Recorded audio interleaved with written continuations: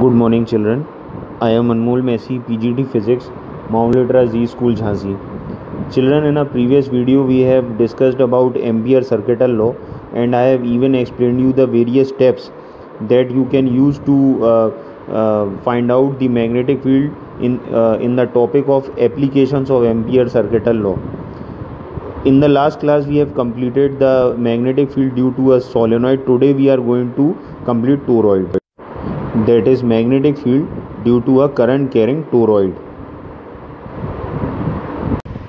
Now this is magnetic field due to a current carrying toroid. So current carrying toroid is also known as endless solenoid. So I have taken a toroid over here. Toroid is actually a solenoid only.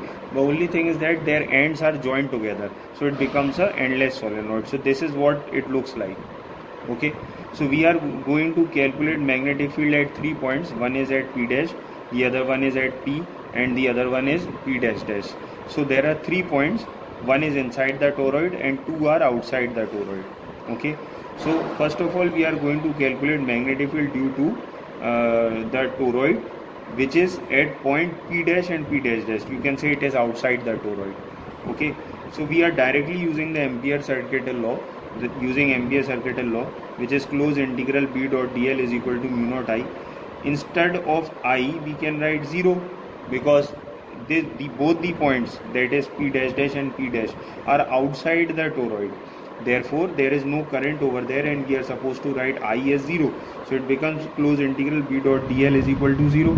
But dl can't be 0. Therefore, B is equal to 0. Okay.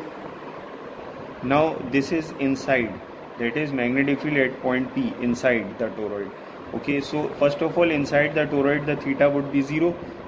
Okay, and if we calculate the value of closed integral B dot dl, it becomes B dl cos theta. Cos theta is theta is 0, so it becomes cos 0, that is 1, so it becomes closed integral B dl. If we take out this B outside, then it becomes integration of dl, and integration of dl would be 2 pi r because it's a circle, the loop is a circle. Okay, if we calculate the current, so in solenoid the current was NIL, but over here in place of L we will write 2 pi r because our loop is circular. Okay, now applying Ampere circuital law, we apply Ampere circuital law. This is closed integral B dot dl mu naught I. In place of B dot dl we can write B 2 pi r, mu naught is mu naught, and in place of I we are writing this value Ni 2 pi r, Ni 2 pi r. If we cancel out 2 pi say 2 pi, then what we are left with? We are left with B is equal to mu naught Ni. And in place of small n, if we want to write, we can write capital N by 2 pi r, which is a number of turns per unit length. So the formula becomes B is equal to mu naught Ni upon 2 pi r. Now this is magnetic field due to a current carrying circular wire of infinite length using Ampere circuital law. So when I say current carrying circular wire, it doesn't mean that we have a loop.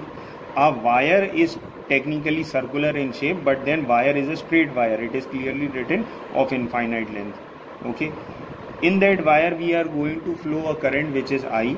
From that wire at a distance of r, there is a point P where we are supposed to calculate the magnetic field. So again we will follow all the steps one by one.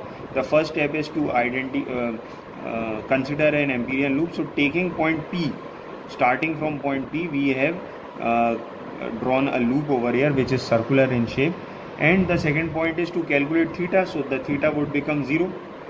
Now if we are going to solve the third step, which is calculate the value of closed integral B dot dl, then BDL is BDL cos theta. In place of theta we will write 0, cos 0 is 1, so this becomes B integration of dl. B को हमने बाहर निकाल लिया, so it becomes integration of dl. Now since this is circular in shape, hence the integration of dl would become 2 pi r. Okay, and the value of closed integral B dot dl becomes B 2 pi r. As far as current is concerned, current would be I because there are no number of turns, it is just a plain simple wire. The current would be taken as I. Now the last step that we are going to apply is applying Ampere circuital law, which is closed integral B dot dl is equal to mu naught I. In place of closed integral B dot dl we can write B 2 pi r. Mu naught is mu naught, I is I. and if we put B as subject, this becomes B is equal to mu naught I upon 2 pi r. Okay,